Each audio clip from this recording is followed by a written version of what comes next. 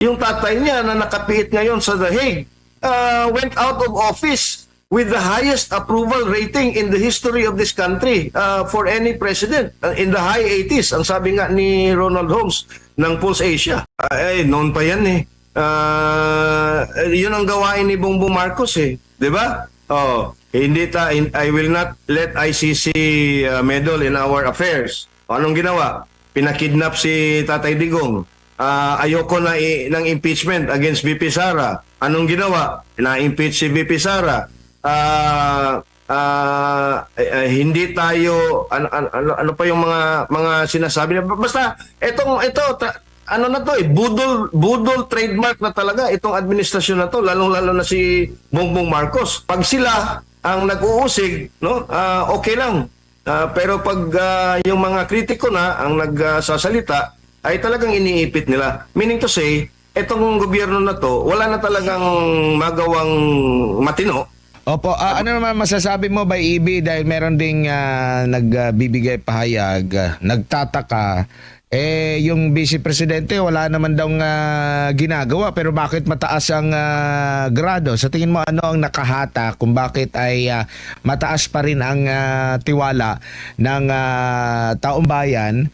Sa kabila po ng kaliwat kanang mga pagpukol, mga akusasyon, alegasyon laban sa kanya, paninira laban sa kanya, sinampahan pa siya ng kaso, na-impeach pa siya, umuugong na naman ang panibagong impeachment. Alam natin, wala naman ata siyang makinarya di tulad ng mas nakatataas sa kanya sa posisyon at may hawak-hawak na ahensya ng gobyerno po by EB.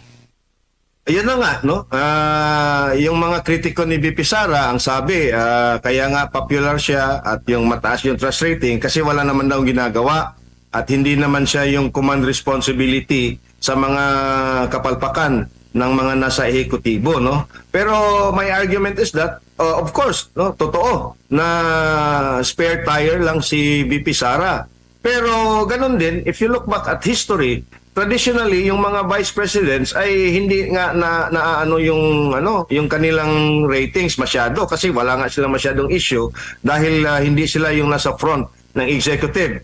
Pero ang isa sa mga rason ay sinabi mo na rin kanina, Admar at MJ, yung kabi-kabilang demonization, multi-billion peso black propaganda. Everything has been thrown against the Vice President, including the kitchen sink. Well, not just the kitchen sink, but the entire kitchen. Pero hindi pa rin natitinag yung VP Sara, hindi pa rin sila nakapag-produce ng konkreto at mabigat na ebidensya. And in fact, sila pa ang nadibang, sila pa ang nasunog, sila pa ang nagmukhang tanga, at sila pa ngayon ang nagmukhang walang modo at walang malay sa buong nagaganap. At yun sa tingin ko ang isa sa rason bakit continually tumataas yung ratings ni VP Sara, add to the fact na yung ligasiya ng tatay niya ay nakikita pa rin ng mga Pilipino. Because you have to be reminded by the fact that yung tatay niya na nakapiit ngayon sa The Hague went out of office with the highest approval rating in the history of this country for any president. In the high 80s, ang sabi nga ni Ronald Holmes ng Pulse Asia. Sir EB. Oh yes, Ayan. Narinig ba ako? Sound check. Opo. Right, yes. Oo. Itong nangyayari ngayon, maiba lang ako ng konti, no? Paksa pa rin sa kasalukuyang administrasyon. Maiba lang ako ng konti dahil talagang, ang story ngayon, kapag nagsasalita ka against the administration, ay may paglalagyan ka. Una natin example, dissenting voice against the admin. Kiko Barzaga, suspended. Ngayon, Cabral Files, Leviste, kaso naman o multa sa kanyang negosyo. What does that tell, sir, sa taong bayan under this current regime? Well, idagdag mo na rin dyan si General Romeo Pocis at si Colonel Munggaw. Diba?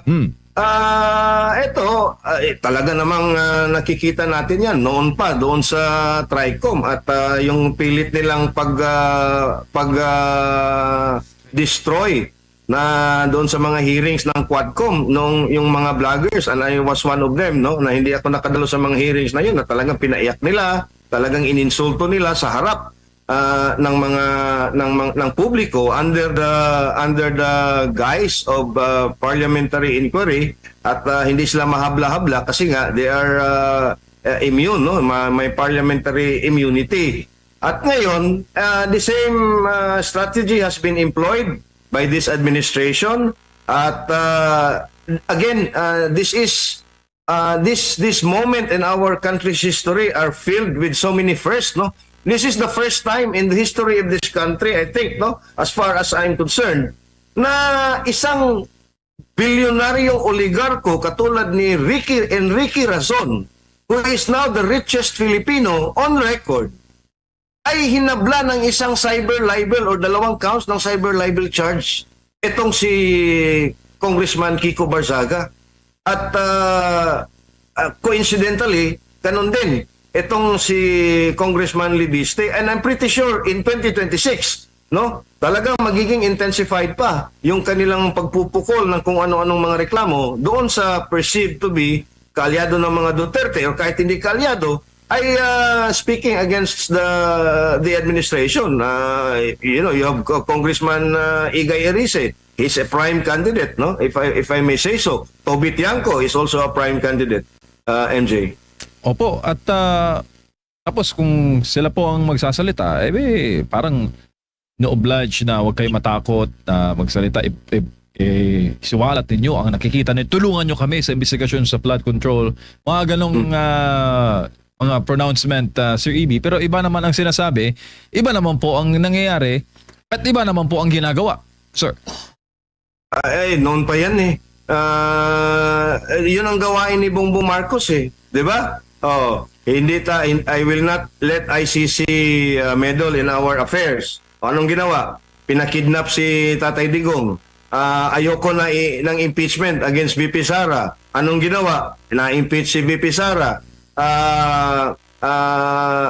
Hindi tayo ano pa yung mga sinasabi niya. Basta ano na to budol trademark na talaga itong administrasyon na to, lalong-lalo na si Bongbong Marcos, na iba yung sinasabi kaysa ginagawa. And in fact, hindi lang iba kundi salungat. Kung sasabihin niya na malamig yung tubig, actually, mainit talaga yung tubig. Sasabihin niya na walang ICC warrant, meron palang ICC warrant. Now, it's Senator Bato de la Rosa's turn na ginigipit. Even Attorney Israelito Totorion also is facing another complaint. No, so, it's a given, MJ, no? At tama ka, pag sila ang nag-uusig, no, okay lang. Pero pag yung mga kritiko na ang nagsasalita, ay talagang iniipit nila. Meaning to say, etong gobyerno na to, wala na talagang magawang matino, dahil nga, pati kritiko na yung iba nga ay a form of satire, which is protected speech as well, tinutugis na nga nila. You look at Claire Castro, nag-file ng blatter sa NBI because of a post by a certain blogger. Etong si Boying Rimulya, pinapaimbestigahan daw yung kanilang yung fake news doon sa hospitalization niya. Si Paduano at one time nagsasabi din na magrereklamo siya because of somebody peddling fake news against him, no? So this is a sickness, this is an illness of this administration, because they are in a very precarious situation. Sa tingin kasi nila, delikado na sila eh. Delikado na ang kanilang hawak sa poder, delikado na ang kinatatayuan nila, kaya bigla silang nagpapanik pagka may ganong mga post or mga usapin dito sa social media, MJ.